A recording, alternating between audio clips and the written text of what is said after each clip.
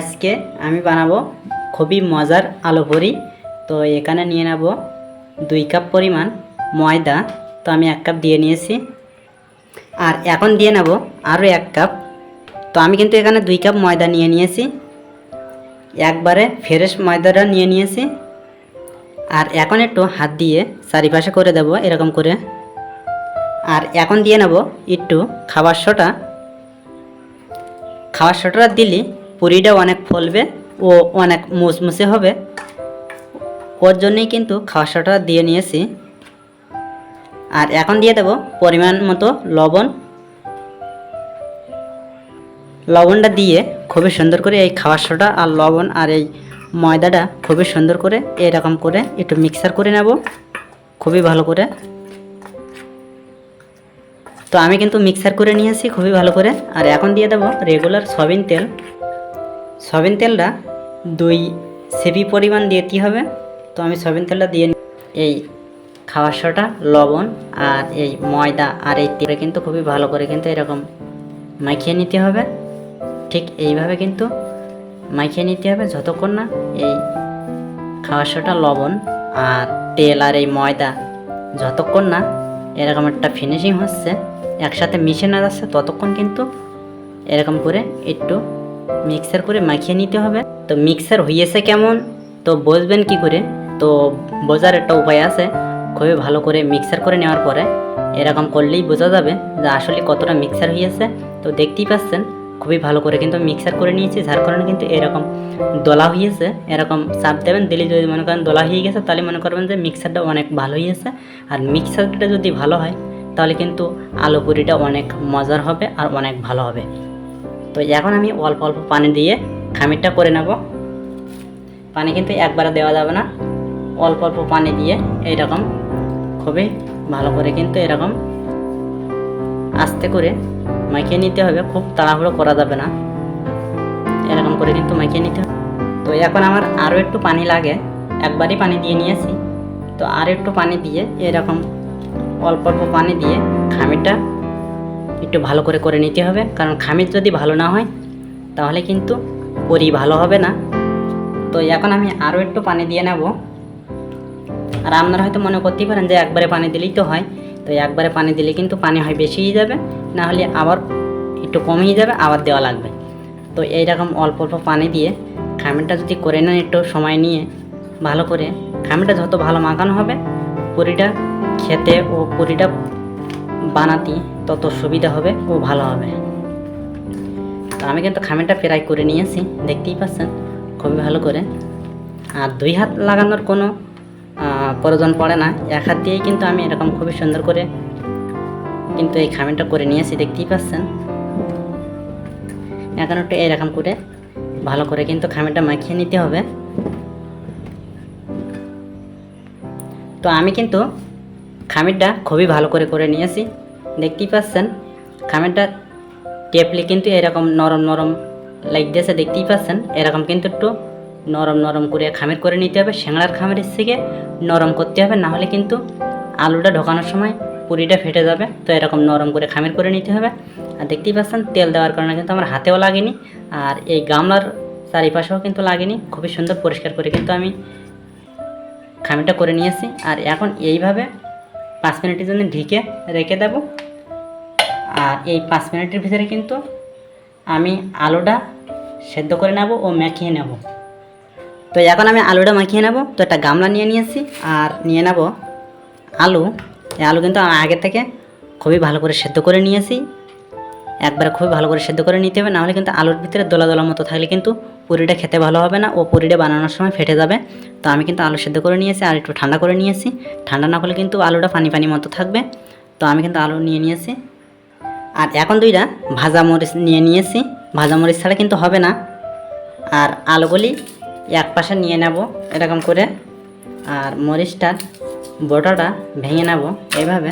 আলুতে যেরকম লবণ লাগে এরকম স্বাদ মতো লবণ দিয়ে নিতে হবে। আর লবণটা দেওয়ার পরে মরিচটা, এই ভাজা মরিচটা কিন্তু খুবই ভালো করে একবারে ফিনিশিং করে এই লবণের সাথে কিন্তু খুবই ভালো করে এভাবে মাখিয়ে নিতে হবে। এভাবে কিন্তু একবারে গুঁড়া করে নিতে হবে খুবই ভালো করে একটু সময় নিয়ে। আর এখন দিয়ে দেব একটু ম্যাগির মশলা, যেহেতু এতে অন্য কোনো মশলা, পানি মশলা, অন্য কোনো মশলা দেওয়া যায় না, পাঁচফোড়ন দেওয়া যায়, তো আমি পাঁচফোড়ন খাই না, আপনারা দিলে দিতে পারেন। আর এখন একটু ম্যাগির মশলা 4 ভাগের 1 ভাগ দিয়ে নিয়েছি, বেশি দিলে কিন্তু অন্যরকম লাগে, তো আমি কিন্তু 4 ভাগের 1 ভাগ দিয়ে নিয়েছি। 5 টাকার একটা ম্যাগির মশলার 4 ভাগের 1 ভাগ দিয়ে নিয়েছি। আর এখন এই শুকনো মরিচ, লবণ আর এই ম্যাগির মশলার সাথে এই আলুগুলি খুবই ভালো করে এভাবে মাখিয়ে নিতে হবে। তা আমি কিন্তু আলুগুলি খুবই ভালো করে মাখিয়ে নিয়েছি, দেখতে পাচ্ছেন কোনো দলা দলা নেই, একবারে খুবই সুন্দর ফিনিশিং করে কিন্তু মাখিয়ে নিয়েছি, দেখতেই পাচ্ছেন কোনো বড় দলা নেই, একবারে ছোটো ছোটো দলা আছে, তো এর জন্য কিন্তু কোনো সমস্যা নেই। এগুলি কিন্তু আরও কিছুক্ষণ সময় করলে কিন্তু থাকবে না, একবারে দেখেন ফিনিশ করে আলু মাখিয়ে নিয়েছি। আর এরকম করে আলু মাখিয়ে নিলে পুরিটা অনেক ভালো হয়। আর মশলা কিন্তু হোটেলে কিন্তু বা আপনার দোকানে কিন্তু মশলা দেওয়ার ভিতরে খালি আপনার শুকনো মরিচ, ভাজা মরিচ আর লবণ আর আলু, এই ছাড়া কিন্তু পুরির ভিতরে কিছু থাকে না। তো আজকে আমি কিন্তু এক্সট্রার একটা মশলা দিয়ে নিয়েছি, আর এই মশলার কারণে কিন্তু অনেক মজার হবে। একবার হলো বাসায় এইভাবে ট্রাই করে দেখবেন। এই ম্যাগির মশলা 4 ভাগের 1 ভাগ এইরকম আলুর ভিতরে দিয়ে মাখিয়ে নিলে কিন্তু পুরিটা খেতে দারুণ টেস্ট হবে। তো বাসায় একবার হলো ট্রাই করে দেখবেন এইভাবে আলুটা মাখিয়ে পুরিটা বানানোর জন্যে। তো আমার কিন্তু আলু মাখানো শেষ। আর এখন আমি খামিরের দিকটাই 5 মিনিট আগে যে ময়দা দিয়ে খাওয়া সোটা ও লবণ দিয়ে যে খামিরটা করে রাখছিলাম, সেটাই কিন্তু এইটা, দেখতেই পাচ্ছেন কতটা ভালো হয়েছে খামিরটা।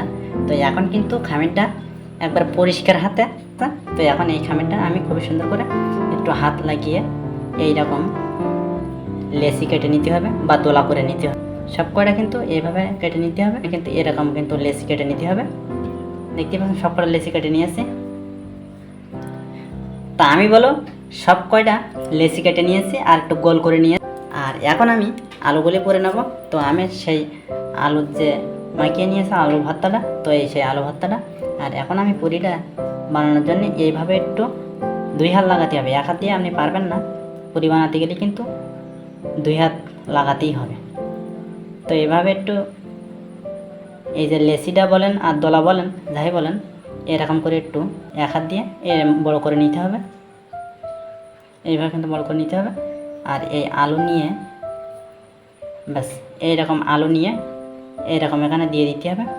আর দিয়ে দেওয়ার পরে এইরকম করে একটু ঠেলা দিতে হবে, দিয়ে এইভাবে নিয়ে এরকম করে কিন্তু একটু লাগিয়ে নিতে হবে, দেখতেই পাচ্ছেন। দিয়ে এই কিন্তু একটা হয়ে গেছে, এইভাবে কিন্তু রেখে দিতে হবে। দেওয়ার পরে কিন্তু এইরকম করে সব কিন্তু বানিয়ে নিতে হবে। আমি আরও একটা দেখাচ্ছি, আপনি একবার দরকার হলে এইভাবে চাপ দিয়ে নেবেন, নিলে কিন্তু বড়ো হবে। আর তারপরে 2 হাত লাগিয়ে কিন্তু এরকম একটু বড়ো করে নিতে হবে, এরকম করে। তারপরে আবার আগের মতনই কিন্তু এরকম একটা আলু দিয়ে নিতে হবে পরিমাণ মতো, বেশি দিলে কিন্তু পুরিটা ফেটে যাবে, আর ফেটে গেলে কিন্তু তেল পুরির ভিতরে ঢুকবে আর খেতে ভালো হবে না। তো একটু সময় নিয়ে, তাড়াহুড়ো করার দরকার নেই, একটু সময় নিয়ে এরকম করে কিন্তু পুরিটা বানিয়ে নিতে হবে। দেখতে পাচ্ছেন আমি কিন্তু আরও একটা বানিয়ে নিয়েছি এই।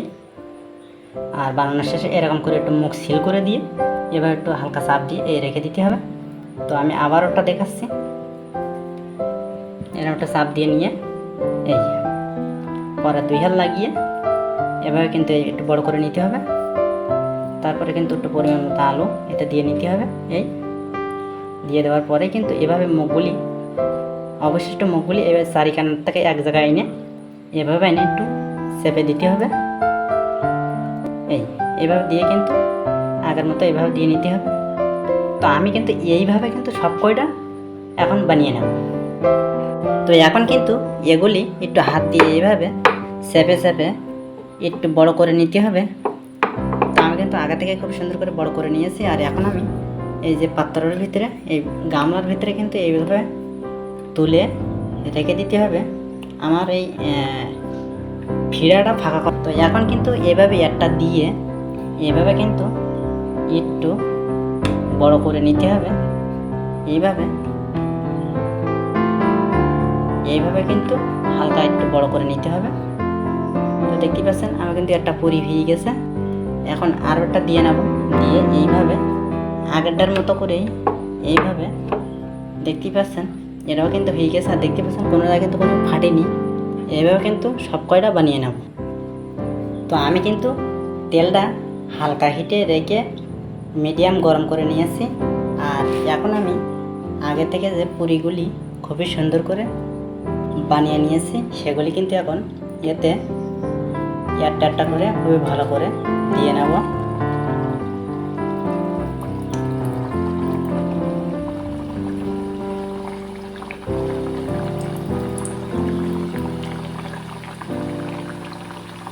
তেলটা কিন্তু সবসময় মাঝামাঝি হিটে রাখার চেষ্টা করবেন, তাহলে কিন্তু অনেক ভালো হবে। তো আমি কিন্তু সব কয়টাই একবারে দিয়ে নিয়েছি। আর মাঝামাঝি হিটে এটাকে যে কোনো ভাজা আপনি যদি ভাজতে পারেন তাহলে কিন্তু অনেক ভালো হয়। আর যদি তাড়াহুড়ো করে ভাজেন তাহলে কিন্তু ভাজাটা ভিতরে নরম থেকে যায় ও কাঁচা থেকে যায়।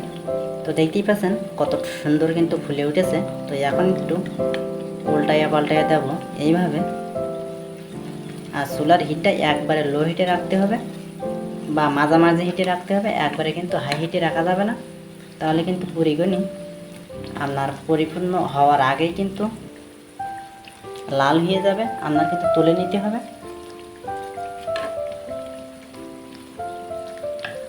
এইভাবে কিন্তু পুরিগুলি ভাজলে অনেক ভালো হবে। তো সবসময় চেষ্টা করবেন এইভাবে পুরিগুলি ভেজে নেওয়া। তো আপনি যদি এই চ্যানেলে নতুন দর্শক হয়ে থাকেন অবশ্যই চ্যানেলটি সাবস্ক্রাইব করে পাশের বেল আইকনটা প্রেস করে দেবেন, তাহলে আমার দেওয়া নিত্য নতুন এইরকম রেসিপির ভিডিও সবার আগে চলে যাবে আপনার কাছে। তো বলবো দয়া করে চ্যানেলটি সাবস্ক্রাইব করবেন। আর ভিডিও যদি ভালো লাগে অবশ্যই একটা লাইক দিয়ে দেবেন আর বেশি বেশি বন্ধুদের কাছে শেয়ার করবেন। তো এখন আমি আরও একবার এভাবে উল্টিয়ে নেব।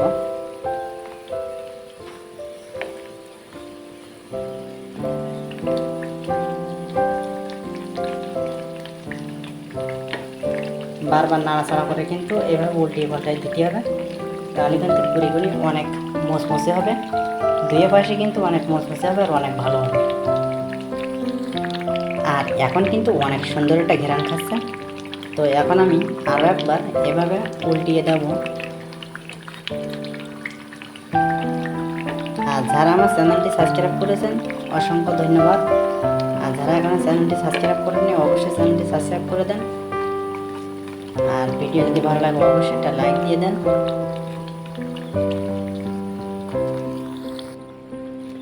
তো এখন কিন্তু ভাজা হয়ে গেছে। আর এখন আমি খুবই সুন্দর করে তেলগুনি ঝরিয়ে তুলে নেব একটা করে। আজকের এই আলু পুরি অনেক মজার হয়েছে। তো বাসায় একবার হলো এই উপকরণগুলো দিয়ে একবার হলো ট্রাই করে দেখবেন। এইভাবে আজকের এই আলু পুরি এইভাবে যদি বানিয়ে নেন অনেক মজার হবে। তো বাসায় একবার হলো ট্রাই করে দেখবেন। তো এখন আমি একটা ভেঙে দেখাবো কেমন হয়েছে ভেতরটা। তো এখন আমি একটা ভেঙে দেখাবো কেমন হয়েছে ভিতরটা। তো দেখতেই পাচ্ছেন কতটা সুন্দর হয়েছে আজকের এই আলু পুরি। দেখতে যতটা সুন্দর হয়েছে খেতে আরও অনেক মজার হয়েছে। তো বাসায় একবার হলো ট্রাই করে দেখবেন এইভাবে বানিয়ে নেওয়ার জন্যে। দর্শক আজকের এই রেসিপি যদি আপনার ভালো লেগে থাকে অবশ্যই একটা লাইক দিয়ে দেবেন আর বেশি বেশি বন্ধুর কাছে শেয়ার করবেন। আর আপনি যদি এই চ্যানেলে নতুন দর্শক হয়ে থাকেন অবশ্যই চ্যানেলটি সাবস্ক্রাইব করে পাশের বেল আইকনটা প্রেস করে দেবেন, তাহলে আমার দেওয়া নিত্য নতুন রেসিপির ভিডিও সবার আগে চলে যাবে আপনার কাছে। তো আজকের রেসিপির ভিডিও কেমন হয়েছে অবশ্যই কমেন্ট করে জানাবেন আর বেশি বেশি বন্ধুর কাছে শেয়ার করবেন। আর আপনি যদি এই চ্যানেলে নতুন দর্শক হয়ে থাকেন অবশ্যই চ্যানেলটি সাবস্ক্রাইব করে পাশের বেল আইকনটা প্রেস করে দেবেন, তাহলে আমার দেওয়া নিত্য নতুন রেসিপির ভিডিও সবার আগে চলে যাবে আপনার কাছে। তো আজকের রেসিপির ভিডিও এই পর্যন্ত। দেখা হবে অন্য কোনো নতুন রেসিপির ভিডিও নিয়ে। সেই পর্যন্ত সবাই ভালো থাকেন, সুস্থ থাকেন। আল্লাহ হাফেজ।